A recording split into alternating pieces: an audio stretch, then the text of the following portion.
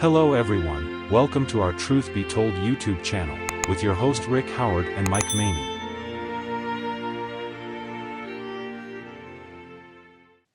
Well, hello everyone. I'm not sure I remember how to do this.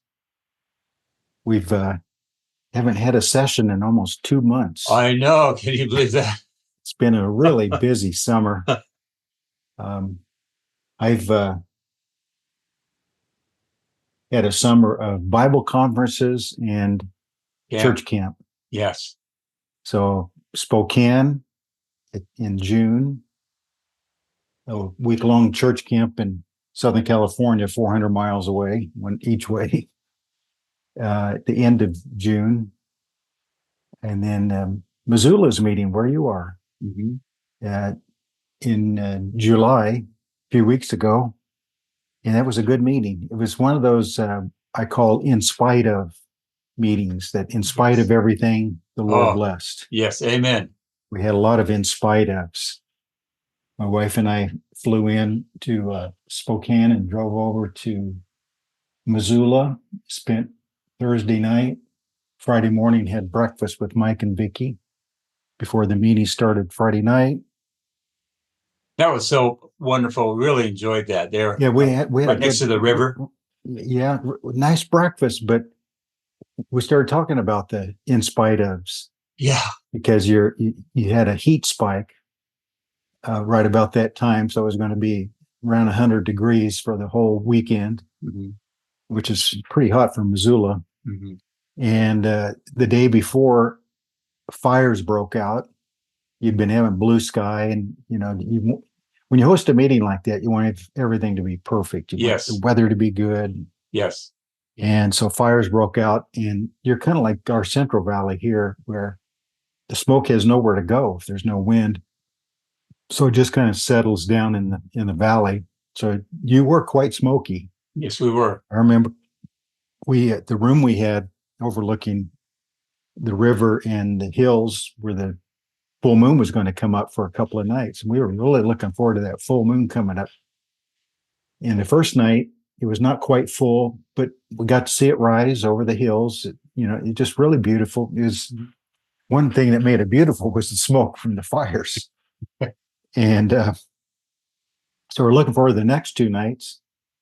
There's going to be a full moon both nights. And we sat up one night till almost 11 o'clock thinking, how come this moon's not rising? I guess the smoke was so thick, we couldn't even see the light of the moon coming up over the hill, much less the full moon itself. So you and Vicky were talking to us about, the hot weather and the smoke, and then all of a sudden you start getting texts on your phone. Vicky did, about all those in Southern California. Your son Philip and his wife, and John Hughes and Joni, and Steve and Susan Waters. They were all at the airport getting ready to board their planes to come up. And that happened to be the one day of the whole year that there was a huge tech issue that affected the computers, and all their flights started being canceled. They were trying to get other flights. Finally, after several hours, they just gave up and said, we're not going to make it. But that was kind of John Hughes and Philip were going to be 2 speakers during the meeting. And so not just the sadness of them not coming, but how do we fill in those gaps of when they're all ready to preach? And it began to feel like Job. All your sheep have been destroyed. I alone am here to tell thee. So in spite of all that, the Lord gave us a really good meeting. Yes. And we got no award ordained, and good turnout. You had a really good number. Yes. Yeah. Yes. Yeah. And your church did a wonderful job of hosting. Food was great, and the fellowship was great, and it's kind of like the Lord just overruled everything. Said, "Let not your hearts be troubled." Yes. Yes. Yes. And so he just blessed us with a really good meeting, and my wife and I were really happy to be there. And well, the devil wasn't done. So after you left, a couple of days later, the devil had one more lick to get in there. A storm, a freak storm rolled in, a thunderstorm with wind velocities that was measured 109 at the highest. It's hurricane weather. Hurricane force weather. And so was it a dry storm or a wet storm? No, wet storm, lightning and rain. And it just looked like Missoula looked like a war zone. No kidding. Power lines were down, internet power were, some neighborhoods still haven't recovered. That was a week ago today. Missoula's had a pretty rough summer. Yes. Fires and heat. Yes. Yeah. You take what do they say? You take a licking and keep on ticking. Yes. Wow. Well, incredible. We were glad we were there. Yeah. And we had a really good church camp this year. And the Spokane meeting was great. They were the opposite. We had to sit around fires outside, around little fires and blankets wrapped around us. It was cold. And battle the hail. And it hailed right in the middle of Eric Cooper's sermon, right in the middle of his sermon. All of a sudden, fortunately, they were far-sighted enough that they'd set up tarps all over the outside, so that it didn't hit us, it didn't land on us, but it was loud. You could see it all around, and and that was 1 week before official summer. And I'm sitting there thinking, we've already had 100-degree days in Modesto, and I'm sitting in a hailstorm. So the two Bible conferences on the bookend side of the church camp had extremes of temperature. So, and then of course camp down there close to Hemet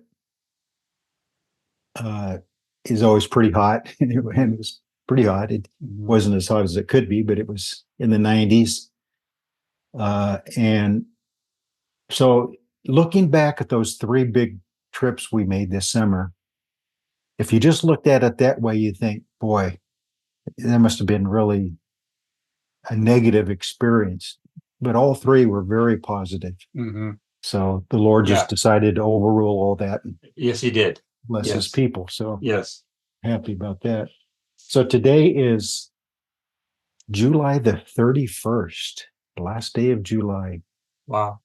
And in one way, we look forward to the end of July here. The older I get, July was a record month ever for average high temperature. The average high temperature for the month of July was over 100. Yeah, wow. That's the average. So, and June was pretty hot. So it can be real hot in August, but you kind of know that the worst of it is almost behind you. That you might have some days in the 80s in August, and certainly September, start noticing the cooling. And, it can still be hot into October, but you just know the string of, 5 to 10 days in a row of over 100 are probably behind you, or very close to it. Yeah. So in spite of this, there is hope. Amen. So today is session 99. That's another incredible milestone right there. I mean, yes, it is. 99. So it's going to take us about 100 sessions to get through the Torah. Yeah. To get through the books of Moses. And you might say, well, you guys had a kind of a snail's pace. But I look back at over all the material we covered, and there's some we didn't really cover very thoroughly, because we're mainly looking for Christ, types of Christ, or lessons about Christ, prophecies about Christ. And of course, that involves other subjects as well. But we're not going into great detail on some of it. And yet it's going to take us 100 sessions to get through the first 5 books. And Deuteronomy's been a very rich book. It's I just love that book. It's deep. Mm-hmm. And I've called it Exodus in New Testament language because it's kind of, in some ways, a repeat of Exodus. And that's what the meaning of Deuteronomy is, the second giving of the law, because it's the reminder of the law that they were given on Sinai, that the first generation, just looking back at that whole golden calf and that whole scene, it still amazes me, but it shows human nature that they were in the process of breaking the very laws Moses was receiving on the mount. And symbolically, that's why he got so upset when he came down with the two tablets and he smashed them against the rock and they broke into pieces, showing that they had already broken. Before he could even bring them down or read them to the people, they were breaking several of them at the same time. The ink was still wet. the finger of God was still wet from. Yeah, the rocks were hot. The rocks were hot from God's finger writing on those tablets. And so that first generation had to die out. And the second generation is the one going into Canaan land under Joshua. And so Deuteronomy is the kind of retraining them or reminding them or exposing them to what the first generation had violated. And it's kind of interesting. The end of Deuteronomy really is quite prophetic, especially chapter 32. And it's at the end of their journey, and Moses knows he's not going in. He knows he's going to die. And so it's kind of like not just of himself, because it was the Lord directing him, but there's an emotion. When I read the last 3 or 4 chapters, Deuteronomy especially, there's a deep emotion in those chapters. It's almost as if Moses is asking the Lord, I know I'm going to die soon. I feel things very deeply. I love these people. I've been their leader for 40 years. And the Lord allowed those deep emotions to come out in these final chapters. When a person knows they're going to die and they feel like they still have some big things to accomplish, they pour themselves into it to try to get it done before they die. That's the feeling I get about Moses. It's like, I want to do my part to help make sure these people are ready to inherit the land. And I'm going to do all I can before I die to impress on them the importance of devotion to God, keeping of his laws, of love for him and for each other, for his word, and even the love for the surrounding nations, to be a witness to them. But it's interesting to me how timely the Bible is, that these final chapters of Deuteronomy, being pretty prophetic of the distant future, talks about at the latter times.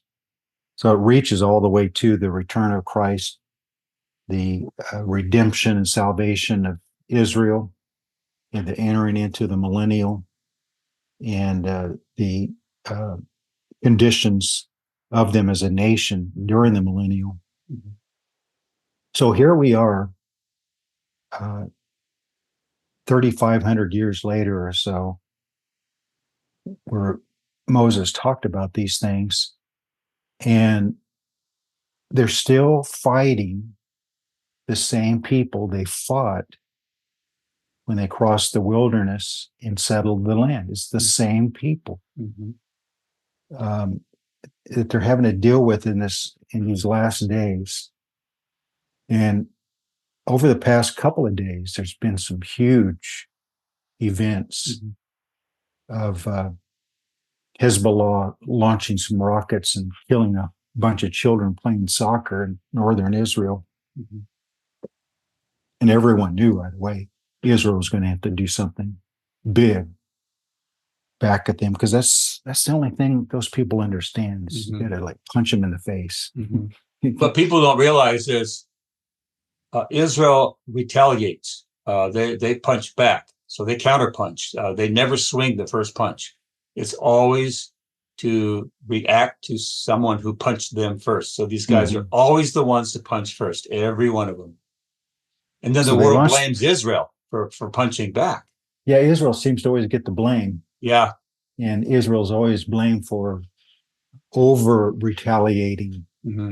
But how do you over retaliate for what happened on October 7th, no, October 6th, 7th, 7th, yeah, 7th? Yeah. yeah, In a way. yeah. How do you overreact to something like that? I mean, you almost have to say, we don't ever want to face this again, and we're going to do whatever we have to not That's face it. it again. That's exactly right. So all this phony talk that the world leaders bring up about a two-state solution and those kind of things, it's just phony talk. Everyone knows that is not possible. Right. I mean, what free democratic nation in the entire world would agree to a nation right up against them whose sole purpose is their destruction, and who says all the time, if we have a chance, we're going to do October 7th again. So when especially Western leaders talk about a two-state solution, they use language like two states and two peoples. And what they mean by that is the two states are Palestinians and Israelis, Jews. But if you notice, it's interesting when the Muslims, the Palestinians, any of the Muslim nations, they don't use that language, two nations, two peoples. They use language of two nations side by side, and the average person would not know the difference. But what they actually mean is two nations side by side, neither of which is Jewish, neither of which is dominated by Jews. And what they mean is Gaza as a nation, and then what is now Israel be taken over by the West Bank Palestinians, and Hezbollah come down, and so they really, it's very deceptive. But their goal is for neither of those two nations to be a Jewish-dominated nation. In fact, they would just assume that there not be a single Jew left in that land. So, and everybody knows this difference, and yet they still talk about a two-state solution, which is just not possible. And it's unsolvable until a man comes along who's going to offer a solution that both sides will agree to, at least for 7 years. And with the events of the last couple of days of Israel killing the Hamas leader in the Hezbollah area, Lebanon, and Beirut, that was the leader of what killed those kids last week. And they launched this pinpoint attack on this building in downtown Beirut with no collateral damage. It looked like it destroyed the building, but they knew that guy was there. And it's almost like they were able to put this rocket right into an open window or something. It's just amazing, the precision. And then the next day they killed the other leader who was attending in Tehran, Iran, for their new president. They sent a guided rocket to kill him. So that's two major enemy leaders that they killed. And of course, the concern of the world is this is going to trigger World War III, or at least a large regional war. But the prophetic importance of all of this is, I think a lot of preachers and Bible students are going through their files on their computer or written records or whatever, wherever they have it, dusting off Ezekiel 38 and 39 study notes again. Yes. Yes. Because isn't it interesting that there in Ezekiel 38, when it starts listing those nations that are going to come against Israel, in 38 and 5, Persia is the first one listed. It's almost like they're the leader of that group. And of course, Persia is Iran. So here God directed a prophet 25 plus 100 years ago, Ezekiel, to list the nations that would come against Israel just before the return of Christ. And he lists Iran first. I mean, that is pretty precise that's prophecy. Very precise. You know, if I was a high-ranking officer in any of these Muslim countries, I think I'd be turning in my stripes. Israel knows where they are. They're just not killing them all at once. So they know exactly where they are. They to their intelligence, they can determine that, and then just take them out at will, anytime, any place. They choose not to. But can you imagine that if they were as aggressive as these Islamists are, that they would just go after all these officials at one time, just boom, boom, boom, boom, and just knock them all out at the same time? That would be that would be the other side doing something like that. Yeah. You know, but Israel shows its restraint, and the world still gets after it. Still blames Israel. But I'd be sweating in my sandals if I was a high-ranking officer, and we just fired on Israel. I would not want to be an officer, because they would have to know that Israel has their number. It's interesting on that list in Ezekiel 38:5 that after it lists Persia or Iran, then it mentions Ethiopia, or I think the old King James says Cush, which is Ethiopia. And it's really modern Ethiopia, Sudan, and Somalia. And it's just interesting that, and then right across the water is Yemen. So it's interesting that where the Houthis are down there bombing all those ships and causing lots of problems, and Israel's had to deal with them. They're going to be part of that coalition. And then the other one mentioned here is Put, which is Libya, and actually is Libya, Algeria, and Tunisia. And those are some of the more radical Islamic nations. And so it's kind of like Israel's going to be surrounded. What's interesting in that list, we've talked about this kind of paradox before, that list doesn't mention Egypt. Right. And, you know, Egypt just has this interesting love-hate relationship. And even in our day, you know, Egypt has sometimes been the enemy of Israel, and sometimes there's been peace treaties. So evidently, Egypt will not be among the more militant enemies of Israel. It doesn't mention Saudi Arabia. And so, you know, we recognize those, what we call moderate Muslim nations today. Even Jordan, that's the area that Israel will go into the wilderness, Moab and Ammon. And so evidently, during the tribulation, Jordan will provide some sort of safety or be forced into it, but it doesn't seem to be forced to provide a safe place for those Jews having to flee Israel. But I just find it interesting. The question is often brought up, is the Ezekiel 38 and 39 war against Israel, is that at the beginning of the tribulation or at the end of the tribulation? Is that many make it to be the same, the war that leads to the Battle of Armageddon, and many people make it at the beginning. But I think the answer is both.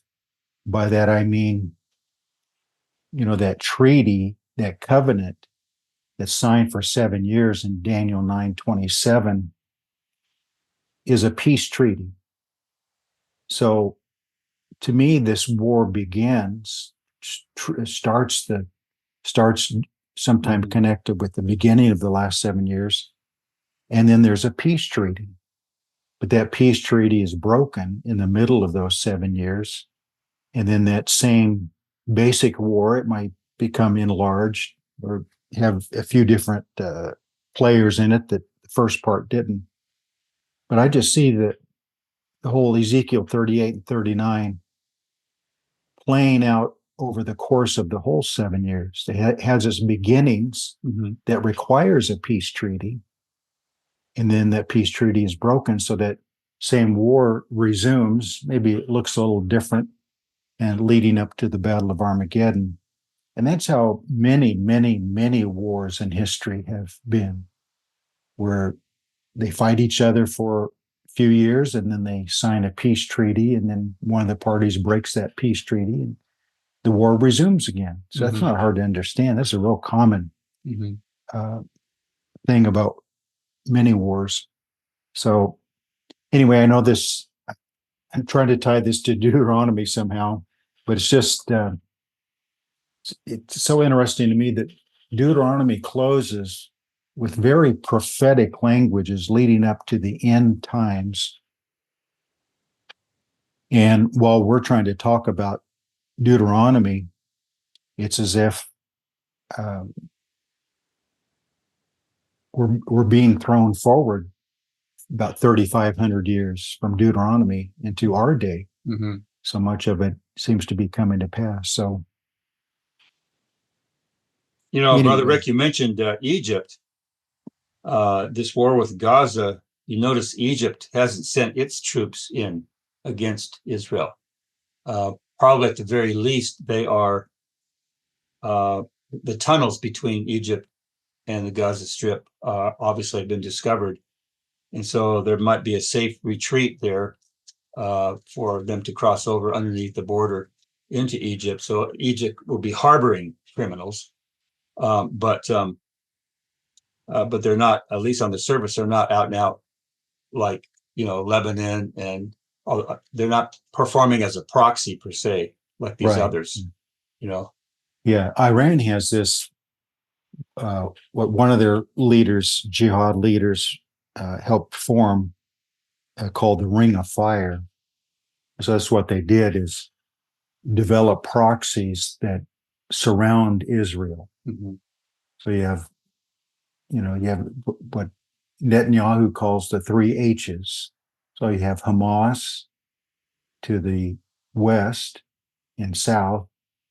You have Hezbollah to the north. And then you have the Houthis that are a little bit further distance, but they're kind of on the southeast. And so you kind of surrounded, and part of the purpose of this Ring of Fire plan of Iran is that you can have one or all of our proxies causing trouble against Israel, and Israel's having a mess with them. And one of their main purposes of doing this is to keep Israel occupied and distracted, because they've known for 5 or 10 years at least, Israel's pretty much said, if we have proof that you have developed nuclear weapons, we're coming to take them out. And Iran's building this Ring of Fire partly for the purpose of keeping Israel from a huge and dramatic attack against Iran's nuclear facilities. So it's a pretty good plan, their armies, from their standpoint. Yeah, because it has kept Israel quite busy. And if Hezbollah kicks it up a few more notches, then Israel's going to be forced to do a larger scale military effort toward Hezbollah. And they're pretty tied up in Gaza. And if the Houthis keep stirring up trouble down there, Israel, and even on the West Bank, as it's called, Israel is basically in a 4 or 5 front war right now, Mhm. just not all out. And so it keeps Israel from forming a large scale attack against Iran. It also That's what Iran depletes wants. their armies and depletes their resources. And the longer this thing drags on, the world turns against Israel, as we already noted. So those are two We've things seen it that, this year, haven't we? yes, we have. Even the Yeah, U.S. government. yeah. So it's really a good strategy to keep Israel, their forces drained. They're losing a lot of people, and they only have so many people to muster up an army. And we have already threatened them and probably have actually done it. It's kind of hard to prove some of these things. Mm-hmm. We've at least threatened to withhold military armaments, weapons of all types. And if we cut the supply of military weapons to Israel, they can become depleted pretty quickly. Yeah. And all it would take would be a female prosecutor from California to get elected president, and that's probably what would happen. Yeah.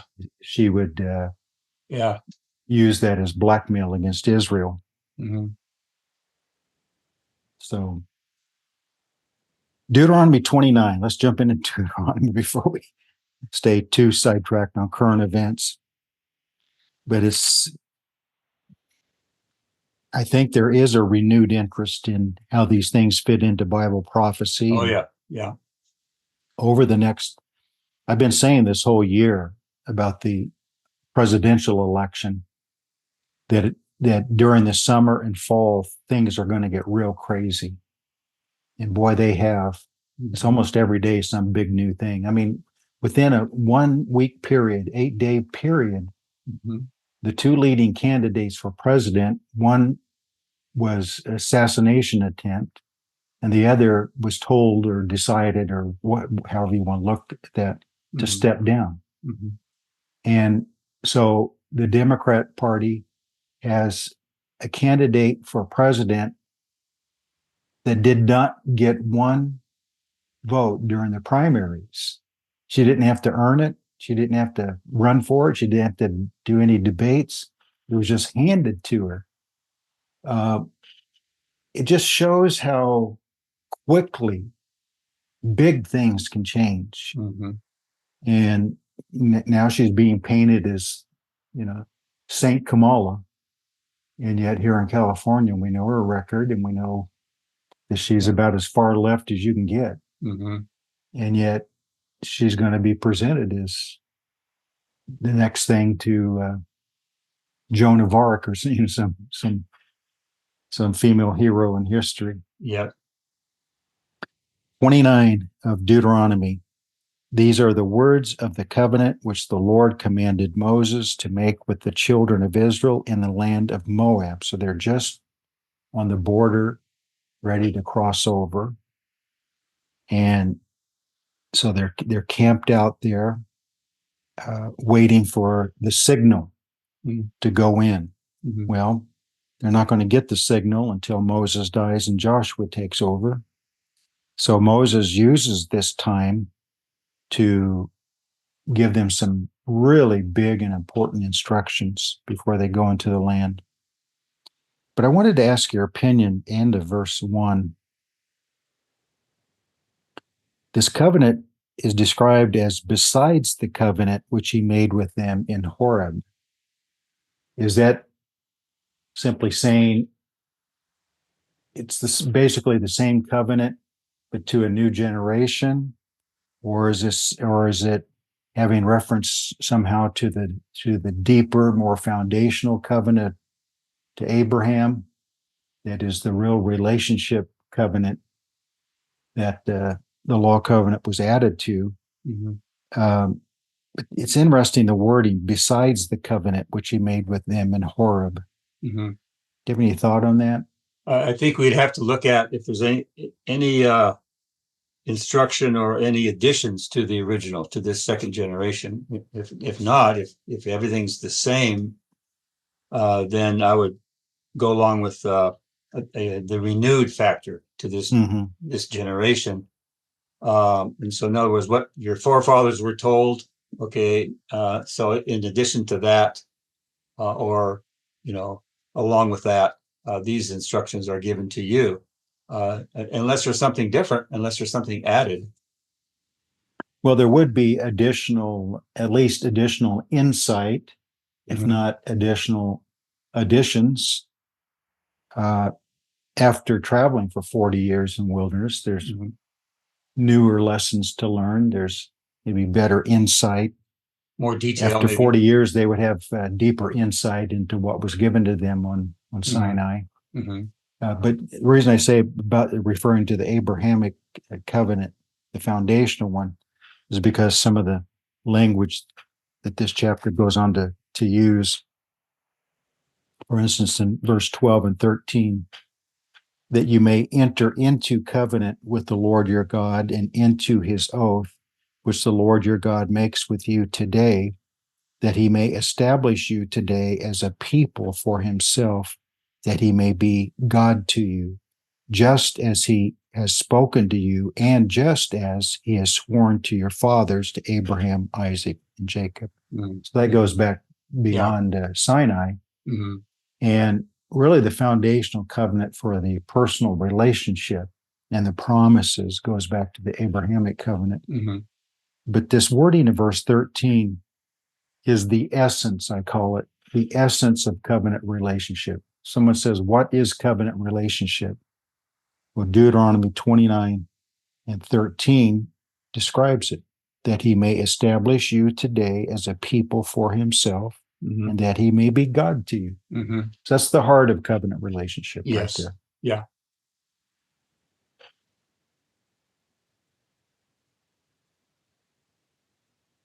I was thinking, one reason why this new generation needed to be reminded and instructed and be brought up to speed, some of them are, what would they be, in their 50s? If they were like almost 20 coming out of Egypt, 40 years later, they're in their late 50s. So all the way down to babies still being born, all along the way and just prior to this. So you have newborns all the way up through into their almost 60 years old is this second generation. So we tend to think of all of them kind of the same age, but they're spread out, over almost 6 decades. And so some of these in their late 50s would probably be grandparents. And so it's not just to them, but it's to their children and to their grandchildren. And that's kind of what verse 14 goes on to say. I make this covenant and this oath, not with you alone, but also with him who stands here with us today before the Lord our God, as well as with him who is not here with us today. So it's a ongoing covenant. Certainly the Abrahamic portion of it is the everlasting covenant. But I like this idea at the end of verse 14, not with you alone, as well as with him who is not here with us today. So new covenant language given to these people, and this relationship that they were to have back in verse 12 and 13 is exactly what we would say is new covenant relationship today. So, we just tend to think that they didn't have access to these things. But the language of the new covenant is basically the same as verse 12 and 13. Well, it reaches beyond that generation to future generations who would enter into this already up an existing contract. So you're born into this contract, just like people we reach today. Well, whether family in church has a child, they're born into it, or whether you reach someone outside and they come into it, they're coming into something already up and going. The covenant's already been made, so you're joining in the blessings of it. So I think that's what he's talking about there, not only for you today, but all future generations. Then he closes this chapter by saying, the secret things belong to the Lord our God, but those things which are revealed belong to us and to our children forever, that we may do all the words of this law. That's kind of the what the New Testament develops as the mystery idea. Yeah. We call them the mysteries of the New Testament. Uh-huh. And this verse kind of lays the groundwork for that development, that there are secret things that belongs to the Lord, but he chooses to reveal them to the right people at the right time. Yes. And that's the root idea of mystery in the New Testament. Yes. Uh-huh. And so we are to know, but sometimes either we're not able, Jesus said to his disciples, you're not able to receive it right now. I have many things to say to you, but you're not able to receive it. Right. Sometimes it's not revealed because of our lack of progress, maturity in our faith. But sometimes a lot of things about the end times, the book of Daniel closes, God says, seal those things. There's some things sealed until the time of the end. And part of its timing is he chooses to reveal it at the right time when we need it. And so, when it says knowledge shall increase,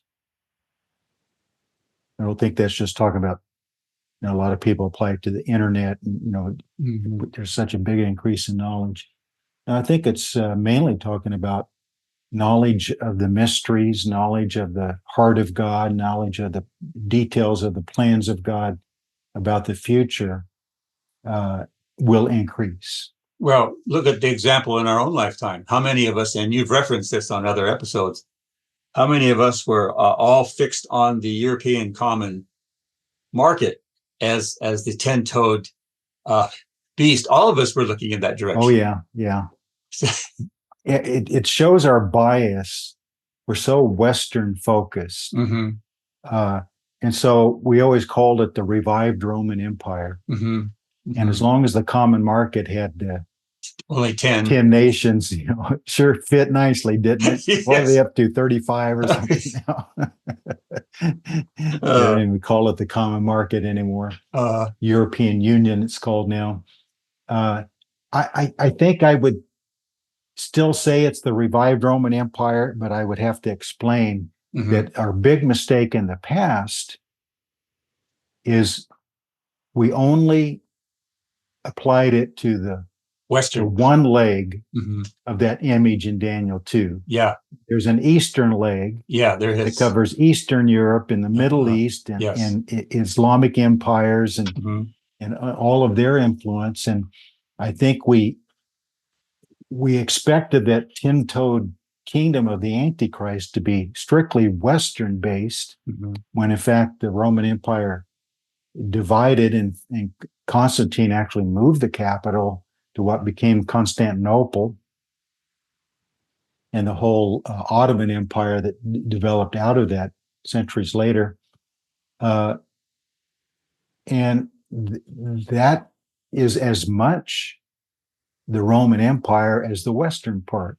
Well, but we put all of our eggs in that one basket on the Western part, and now we're seeing that maybe the emphasis should be on the Eastern part. And yet the clues were there. You just read Ezekiel 38:5. The clues were there. So we'd always, how does France fit in with Ethiopia? Whatever, because we kept trying to force it to be the common market and all that. And the interesting thing is that Europe has become mixed iron and clay. It is a mixture of Western and Islamic culture, and they're paying the price for it today. Much to their regret. Because iron and clay don't mix. Yeah. And Western Christian-based worldview is not the same as Islamic worldview. And so it's oil and water. Yeah. And so in some sense, it still can be applied to Europe because it's becoming so Islamicized. But to neglect that Eastern part, there's 5 toes on each leg. So maybe there's going to be some kind of combination of Middle East and a little bit more Western. nations involved in some way. But yeah, as time goes on, we keep being forced in our, what would we say, our compass point of fulfillment keeps moving east, and Middle East Yes, specifically. yeah. Middle East. I look at it, it's kind of like Shell gasoline. Kind of like what? Shell gasoline. I got to hear this one. How is it like Shell gasoline? Iron and clay, oil and water, Shell gasoline. They dilute Shell gasoline with water. That's why your engine pings. I hadn't heard that one. But it's line upon line, precept upon precept, and you're right. I think the scripture that talks about knowledge shall increase. Most certainly, our knowledge has increased as we move along. We see the earth, the nations of the earth shaping up as they are. Our focus now is not on European nations as much as it is on Middle East nations. Not that the other nations won't be involved. I'm sure they will be, but it's Middle East centric. Really, the Bible is Middle East centric. Jerusalem centric. Yes, it is. Jerusalem centric. Yep. Mount Zion centric. Yes, yes. And all that means. Yeah, yeah. And yeah, where's it? I've set you in the midst of the nations, Jerusalem, God says. Oh, yeah. So, but we are so Western focused. We want to apply everything. That's why it's so funny. Some of these prophecy teachers that are pretty well known, they travel the world giving lectures and everything. Almost every one of them says something like, no other country I travel to in the whole world asks how their country fits into the end times. But everyone in America wants to know, where is the U.S. in the end times? We're so focused on how the United States fits in with prophecy. And the fact of the matter is, it doesn't appear that we're going to be as prominent as we would like to think. Not if we get more senators from Islamic points of view. Chapter 30 of Deuteronomy, real interesting. The first 6 verses are quite interesting. Now it shall come to pass when all these things come upon you, the blessing and the curse which I have set before you, and you call them to mind among all the nations where the Lord your God drives you, and you return to the Lord your God and obey his voice according to all that I command you today, you and your children, with all your heart, with all your soul, that the Lord your God will bring you back from captivity and have compassion on you and gather you again from all the nations where the Lord your God has scattered you.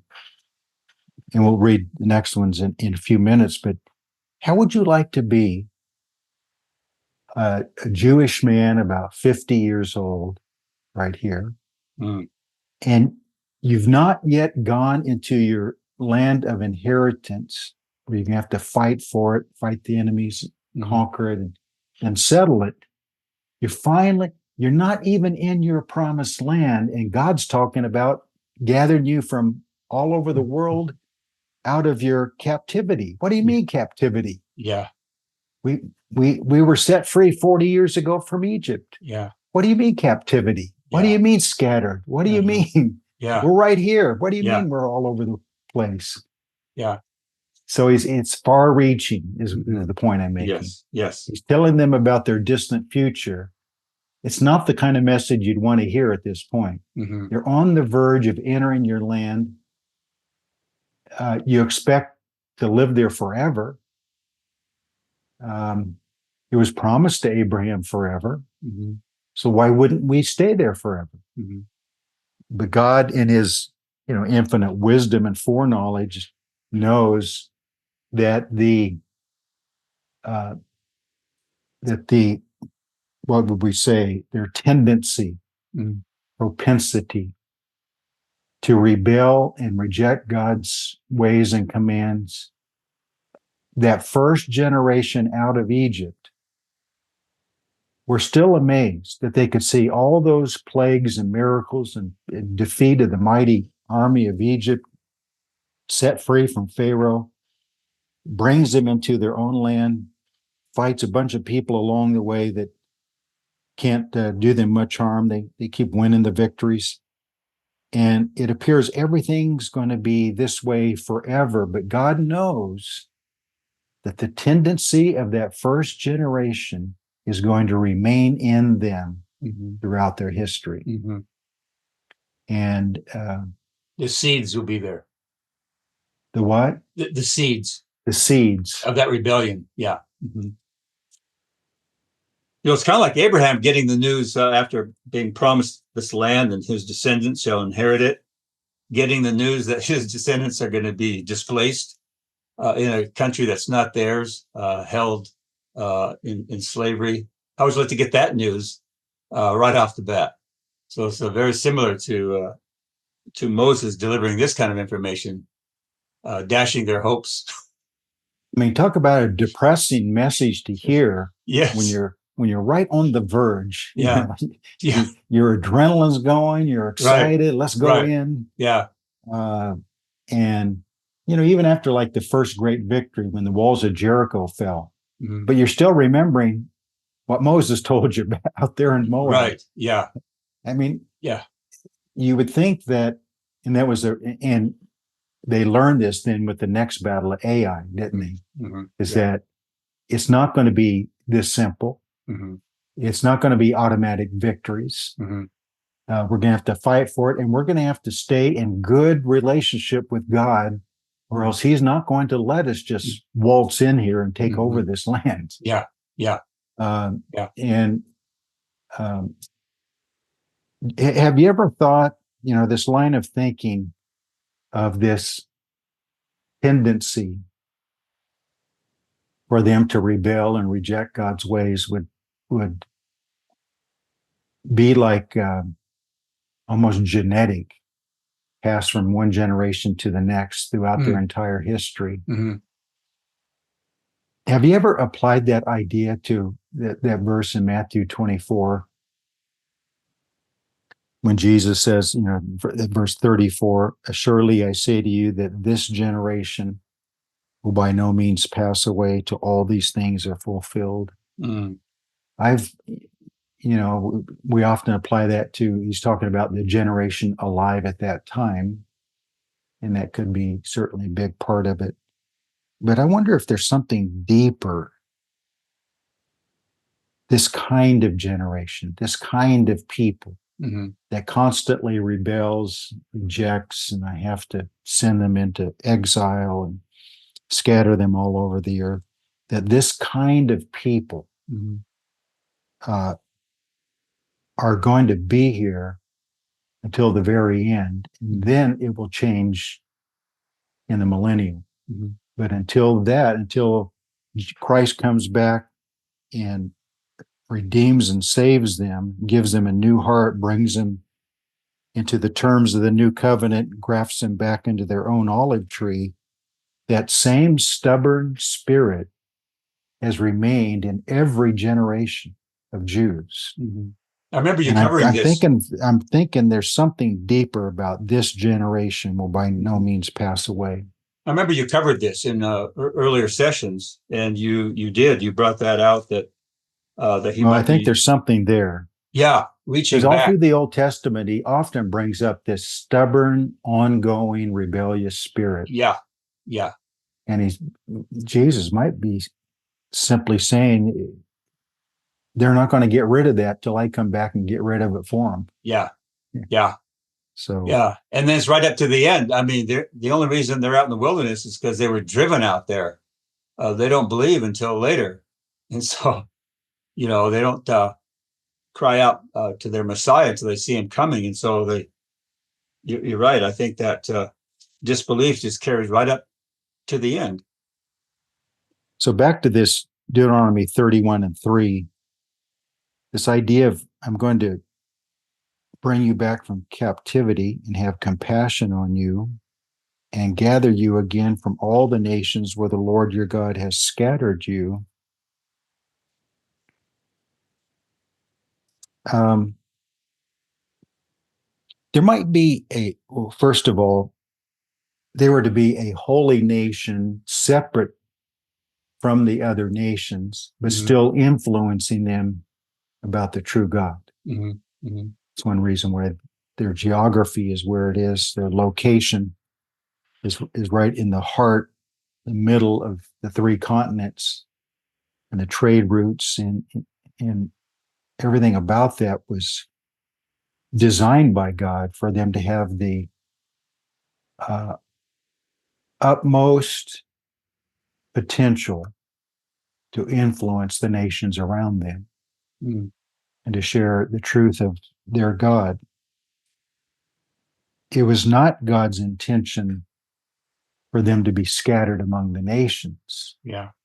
They were to be a separate holy nation in a specific location. So the idea, and they understood that. I mean, that he's getting ready to do that for them under Joshua. And yet, about the worst thing a Jew who understood that plan of God for them could think about was that we're going to be scattered among the nations, among the heathen, the Gentiles, the unbelievers. They would have to see that as a form of punishment and the opposite of blessing. So again, Moses is laying out some things that are very unpleasant to hear, especially in the timing of it. Then the other thing I would bring up, this idea of I will gather you again, the ultimate expression of that is at the return of Christ. So I've wondered, we normally apply Matthew 24:31.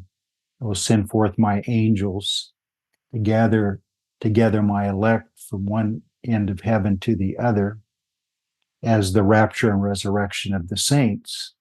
And that's the way I mainly apply it. But I also wonder if there's a secondary application to prophecies like this back in Deuteronomy, that at the same time he gathers his saints to him with glorified bodies in the rapture and resurrection, he's in the process of gathering the Jews back together to Israel to form that holy nation during the millennium. So it's like a dual gathering at the same time. So I don't know that it's wrong to apply Matthew 24:31 to a verse like this, because this kind of verse is repeated all through the Old Testament. And so they would have this knowledge of a future gathering. They may have not completely understood when or how, but we know it to be at the return of Christ. So just something else for you to think about. Yeah, I think about that group of people out there in the wilderness. There had to have been, you're right, some preparation for them to make the decision to leave and not be among the 2/3 that are destroyed. So, they have to think what their surroundings, what's happening right now, okay, and have the presence of mind to get out, like some of the Jews did prior to Hitler completely taking over. Some of them, saw what was going on and left. So there has to be some preparation of that camp, that group as well, for them to finally get out of the area and then be hidden in the wilderness. And by the time that happens, the return of Christ, the resurrection of the saints, the regathering of Israel from all over the world back to their land, at least those that survive.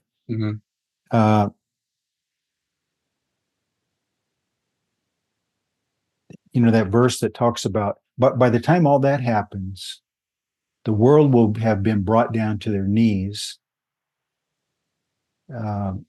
So many major things are going to be happening leading up to that.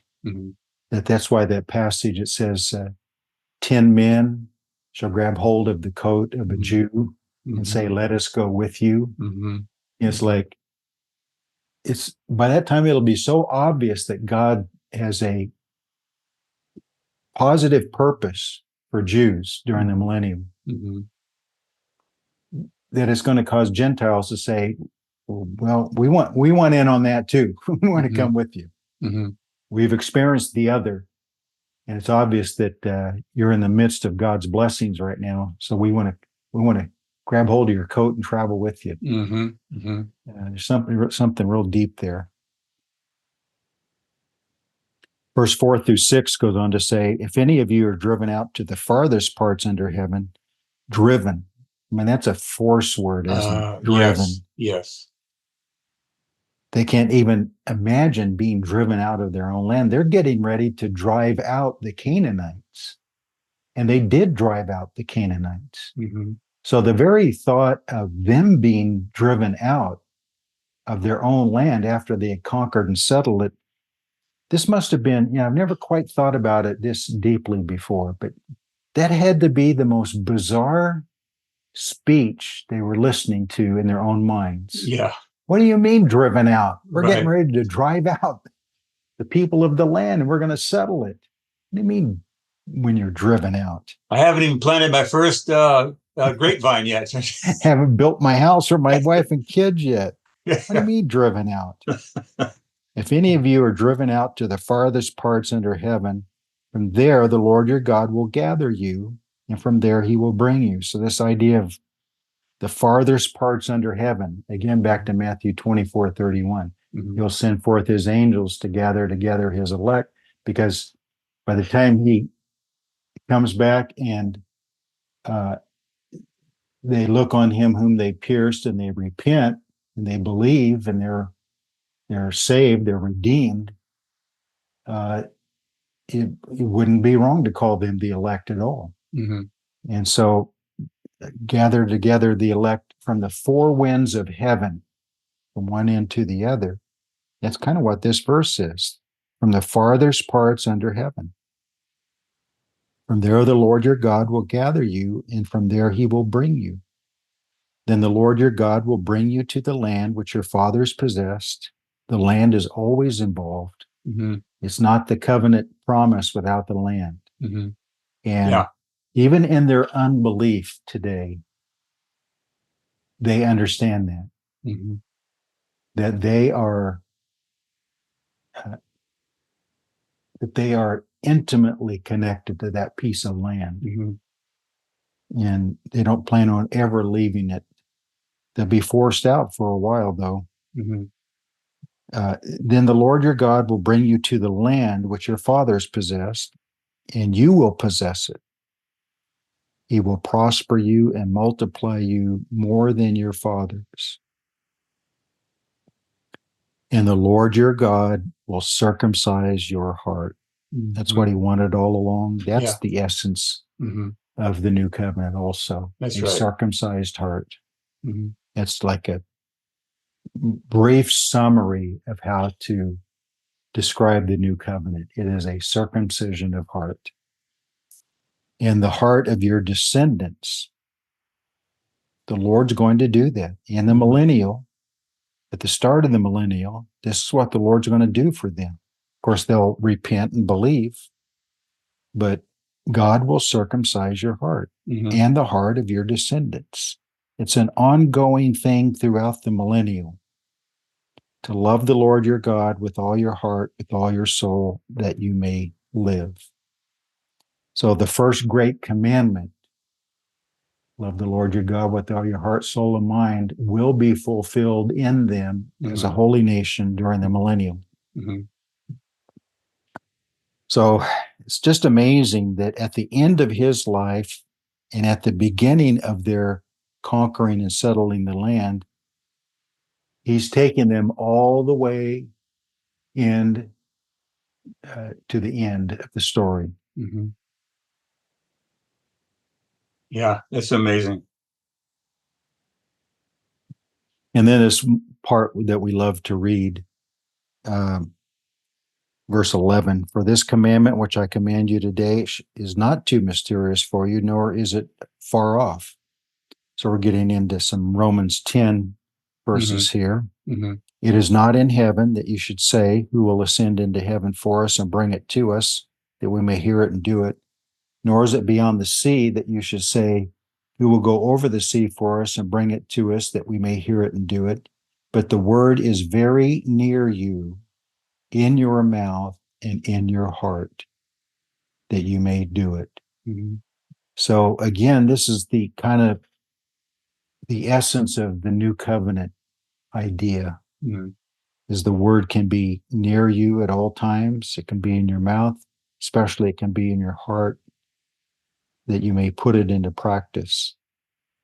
That's all God ever wanted for them, and that's what God wants from us. Mhm. See, I've set before you today life and good, death and evil. Goes on to say in verse 19, I call heaven and earth as witness today against you, that I have set before you life and death, blessing and cursing. And here's the wonderful thing about God. We talk about free will, that we are free moral agents, that we can make choices to accept or reject. But God always tries to tip the scales in favor of choosing life. Mhm. Therefore, choose life. So this is kind of like a 1 Timothy 2:4 verse. Who God, who desires all to be saved, come to the knowledge of the truth. Mhm. So he does give us free will, but he lets us know what he desires and what he has done to work that in our favor, or to work that as a possibility. Well, he lets us know which side the bread is buttered on.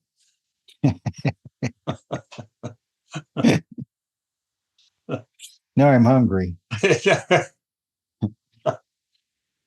That both you and your descendants may live, that you may love the Lord your God, is the first great commandment again. This is the circumcision of heart idea, that you may obey his voice. And I love this part right here, that you may cling to him, for he is your life. Yeah. That is, I mean, these are all just different ways of saying the same thing. It's a summary of what the new covenant is. And the new covenant is intended to produce in us a condition where we cling to him because we know he is our life. So there's that heart relationship that goes way beyond just keeping commandments and rules and Right. outward observances. He is our very life. So it's a great chapter. I was hoping to get into chapter 32 today, but I don't think we're going to make it. Chapter 32 is maybe a session all unto itself, though. It's a big one. Maybe what we could do is highlight 32 and then just kind of, maybe focus on 32 and then highlight 33 and 30, some things in 33 and 34. That's a good idea. So maybe just a few things in 31 if you have a little bit more time. You have a little bit more time I can bring out a few things in chapter 31. Okay. Yeah. So Moses is getting ready to commission, I guess we would say, Joshua as the new leader. In verse 2, he said to them, I am 120 years old today. I can no longer go out and come in. Also, the Lord has said to me, you shall not cross over this Jordan. The Lord your God himself crosses over before you. He will destroy those nations from before you. It's kind of nice to be told ahead of time that you're going to win the victory. Right. They had to fight for a number of years, didn't they? And it was not easy. Some of those battles were pretty tough. So there's a real truth there about the promises of God are sure, but we still have to put on our armor of God and go out and fight. Yeah.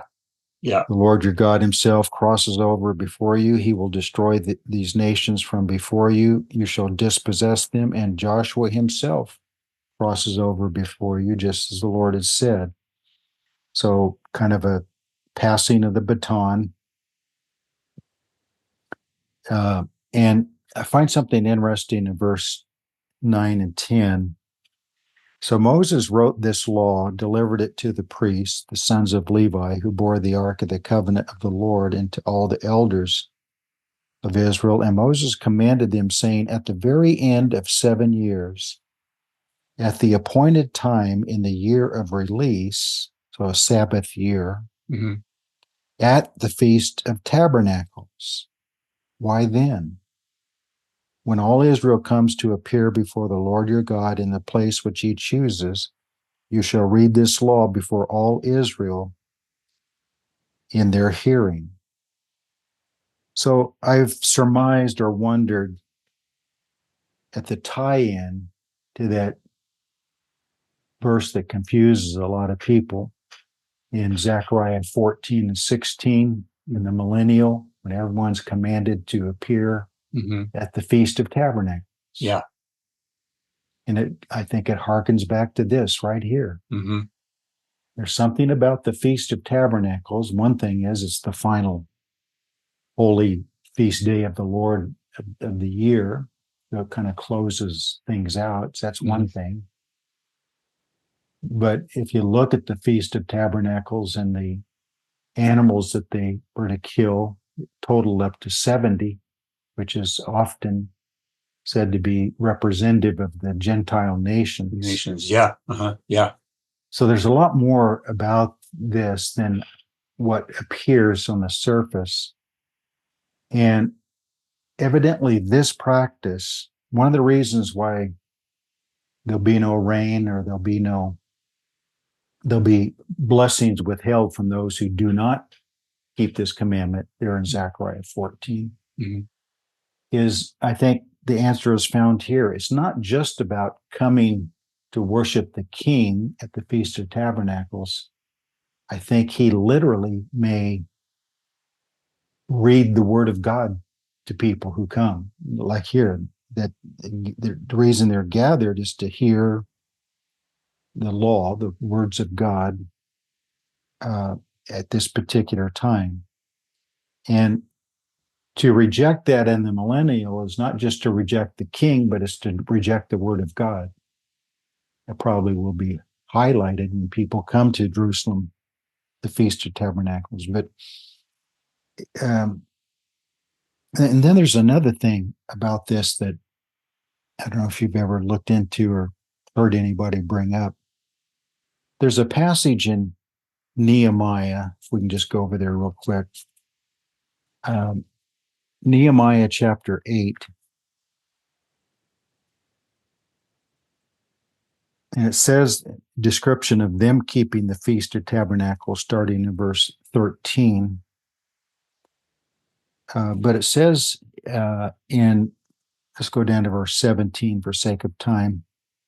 So the whole congregation of those who returned from the captivity, this would be from Babylon, of course, made booths and sat under the booths, for since the days of Joshua, so now we're going back to where we are in Deuteronomy.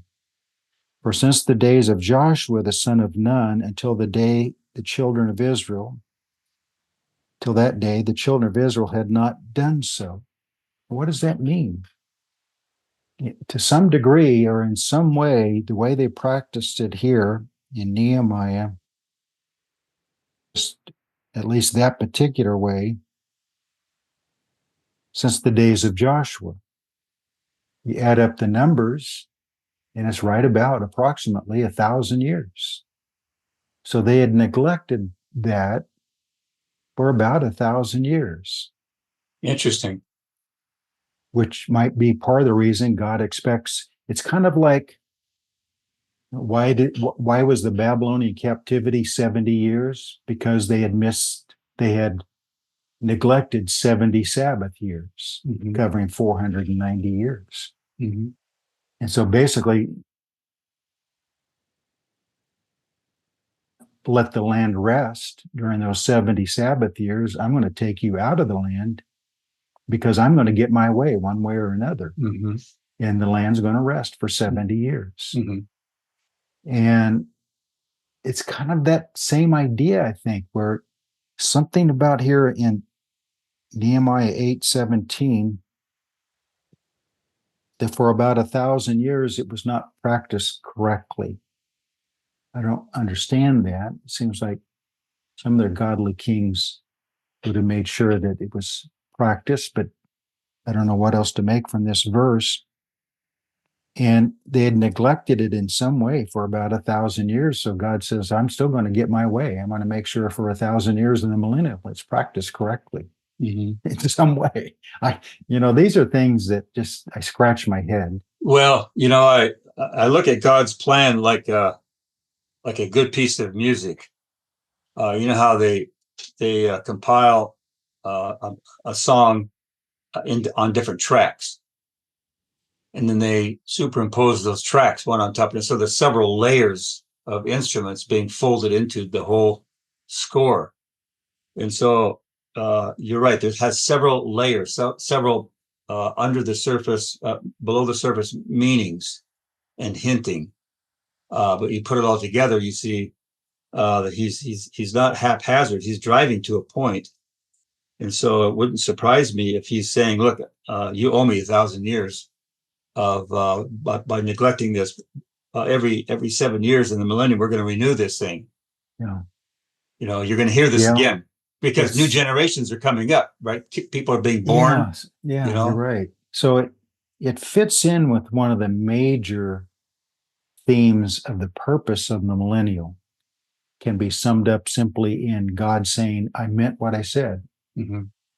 So a lot of things about the millennial is simply causing people to say, yeah, he really did mean what he said back there. Mm-hmm. And if it's not done out of a free and a willing heart, you'll just find another way to get it done. Mm-hmm. Yeah. And so many things about the millennial are about God proving that his promises are sure, his expectations are going to be met one way or another. And with Israel as a holy nation settled in their land for 1,000 years, operating properly, finally, that bitter, evil spirit we kind of overlooked back in chapter 29, verse 18. He said, I don't want there to be among you a root bearing bitterness or wormwood. The idea is that the millennial is going to get rid of that spirit within Israel. It's going to be removed permanently. And the nations will acknowledge God's promise to Abraham of a holy nation in a holy land. He meant what he said, and now he's bringing it to pass. Mm-hmm. So everything about the millennial is about God really is sovereign, and God has designed these 1,000 years to prove that he's the one in charge, and that we are expected to follow his rules as the great king. And of course, his bride will help carry out that during the millennial. So like in 31 and 16, let's go back to verse 14. The Lord said to Moses, behold, the days approach when you must die. Call Joshua, present yourselves in the tabernacle of meetings, that I may inaugurate or commission him. So Moses and Joshua went, presented themselves in the tabernacle of meeting. Now the Lord appeared at the tabernacle in a pillar of cloud, and the pillar of cloud stood above the door of the tabernacle. So that would get your attention. And the Lord said to Moses, behold, you will rest with your fathers. Then how would you like to be Moses and hear this? And this people will rise and play the harlot with the gods of the foreigners of the land, where they go to be among them. And they will forsake me and break my covenant, which I have made with them. That's a really depressing piece of news to be told. Yeah. But again, this stubborn spirit within them is really the stubborn spirit within all of us. We can't just put it on them. Right. We all have this. We all resist the Holy Spirit. We resist the Word of God. We resist his leadership. We break his covenant. But as a nation, this has been with them all along. And, that's why I often bring up, especially since October 7th, that Israel's motto of never again, they mean it in their own strength, their own wisdom, their own power, their own military. And God's going to have to bring them down to their knees and make them realize, yes, again, but there will come a time because of the power of their Messiah, not because of their own power. Yes. That God will say to the whole earth about them, never again. There will be one last attempt at the end of the 1,000 years, and God puts that down quick and brutal, because the 1,000 years will prove that never again comes from God's protection over them, not from their own strength. Yes, absolutely. Verse 17, then my anger shall be aroused against them in that day, and I will forsake them, and I will hide my face from them. This is the common terminology for when God is fed up with them in his anger. He turns his face away from them. That's what would it be? That's a tragic thing for God to turn his face away, like he did Christ on the cross. That's a tragic thing. God turns his face away. Yeah, absolutely. But he uses this terminology over and over through the Old Testament, like in verse 18. And I will surely hide my face in that day because of all the evil which they have done. They've turned to other gods. So I was getting ready to prepare Moses to write a song in what we call Deuteronomy 32. It's interesting that Moses starts his ministry with them right after they cross the Red Sea. He's now recognized as their official leader. But there's a song of Moses in Exodus 15. Now, at the end of his life, there's a song of Moses. And it appears that both are there in Revelation 15, verses 2 through 4. They shall sing the song of Moses. It's difficult there in Revelation to determine exactly, but many people say, based on the Hebrew language and so forth, that what that's referring to in Revelation 15 is both songs back there 40 years apart from each other, because one is a song of victory, and Deuteronomy 32 is a mixture of blessings and curses and punishments and anger and rebellion. But he says in verse 19 of 31, now therefore write down this song for yourselves, teach it to the children of Israel, put it in their mouths, that this song may be a witness for me against the children of Israel. Maybe by next session, as we get into Deuteronomy 32, because there's a lot there that I want to hit the highlights of. But he told Moses to have them memorize this and sing it to themselves as a witness against themselves. I wonder if Jews still do that today, memorize Deuteronomy 32 and sing it. I don't know. I'll have to look in. That's something interesting to look into. That'd be a good perplexity question. You do that for us before next session, Mike. Okay. Verse 21, then it shall be when many evils and troubles have come upon them that this song will testify against them as a witness. Yeah, so I wonder, like, if through the centuries, when they were scattered into Russia, then had to face the Russian Revolution and all those Jews killed, then in Nazi Germany and Spain and the Inquisition, and well, all over the world where they've gone, they've been persecuted. And I wonder if they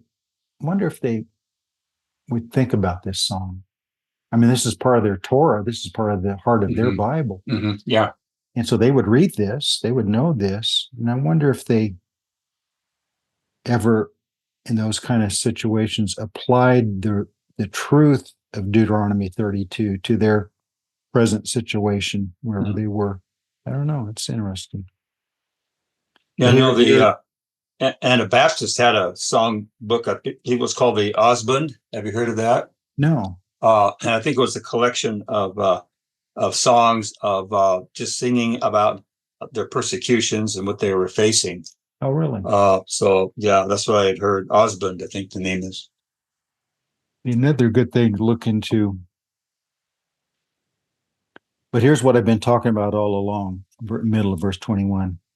For it will not be forgotten in the mouths of their descendants, for I know the inclination of their behavior today. But it's the inclination of their behavior in every generation, pretty much. Inclination. So I talked, what did I use there? Tendency is the word I used. Inclination. I don't know what the old King James uses. Verse 21. 21.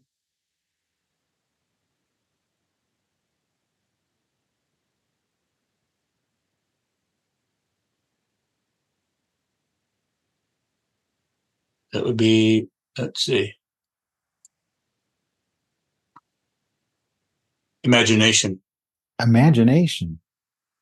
The imagination of their hearts or their behavior. Yeah, I know their imagination, which they go about even now before I have brought them into the language, I swear. That's interesting.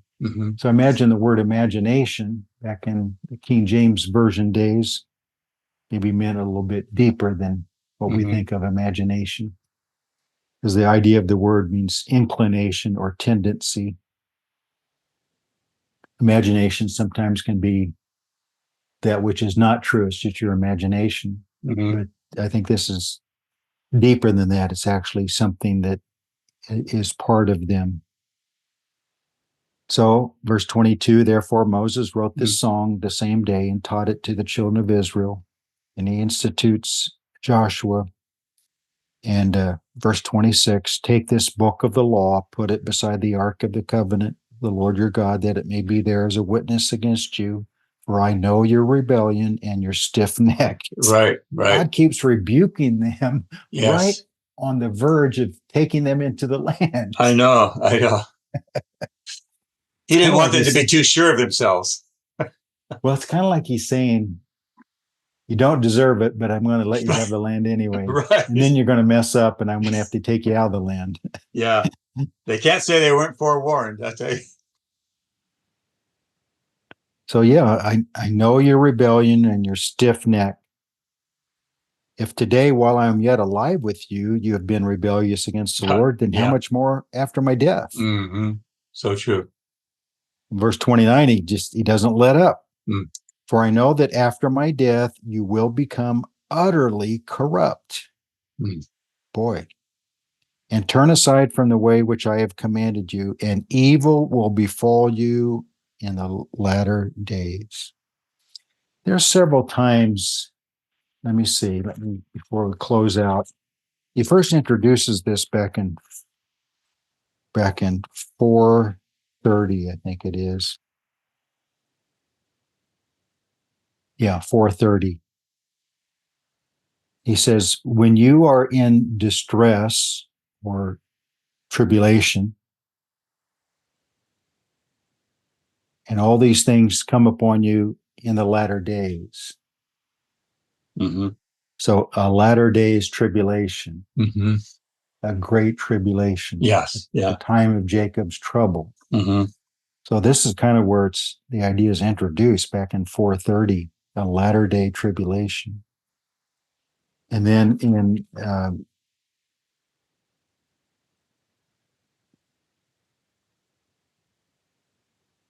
so here he talks about evil will befall you in the latter days. So a latter days evil or tribulation or travail. So what is later developed more clearly by terminology like time of Jacob's trouble and a time such as never been, time of trouble such as never been, Daniel 12:1. And then Matthew 24:21, then there shall be a time of great trouble. Are all, their roots are in Deuteronomy. Deuteronomy is the one that kind of introduces that idea of latter times tribulation and trouble and evil. Mhm. So Deuteronomy is really an important book in prophecy, and chapter 32 is especially so. So it closes out by saying, then Moses spoke in the hearing of all the congregation. In the Septuagint, that word congregation is ecclesia, Mm. Mhm. the church in the wilderness, Mhm. Acts 7 calls it. Yes. Of Israel, the words of this song until they were ended. In chapter 32 is the song, and we'll go through that next session and try to close out the entire book, the last 3 chapters. But rich, rich stuff, a song of witness against them. That's kind of a brutal thing to do to them, just on the verge of them going in and winning great victories. He's already Mhm. talking about their future is not going to be so bright. Yes. So tell us how you really feel, Moses. But after that, their future will be bright. Yes, it will be. Yes. But only when they finally are circumcised in their heart Right. Yes. to their Messiah. Yeah. Yeah. Only then. Yeah. So we'll close out today's session. And Wow, a lot of stuff you unpacked today, brother. well, there's a lot in there. It's not me. It's just in there for us to just Mhm. golden nuggets laying there waiting for us to Yes. get our pick and our axe and Yeah. go after it. Right. It's right there in front of us. We just often miss it. So we'll return to Deuteronomy next week then? Yes. Okay. So thank you, everyone. I hope Yes. our rambling around through all this gave you something good to stick your teeth into, stick your fork into, and Yes. chew, and Yes. Yes. Yeah. all those other analogies. So read up Deuteronomy 32, and we'll meet up with you good people next week. Yeah, I think both of us will be able to do it next week, won't we? So yeah, we will. Yeah. that will be session 100. We may have to throw a Zoom party. Oh boy, I tell you. I may just eat a piece of cake at the end of Yes, session yes. 100. We could also throw it out there and say, who wants to be in? Who wants to join us in Zoom in our 100th session? How many out there would like to do that? Let us know. You know what that means, though? We have to make sure this session is up several days before we tape our 100th session, so they know we're making this offer. Yeah. Yes. Maybe when I send it out in the group email, I'll include that offer. Okay, there you go. But we're getting ready to go into Joshua, and Brother Braden Barnum will be joining us at some point there. So we'll have to start lining that up with him. Yeah, there you go. There you go. Thank you, Mike. Thank you, brother. Helping me out in this. And until next session. Till next session. See you guys.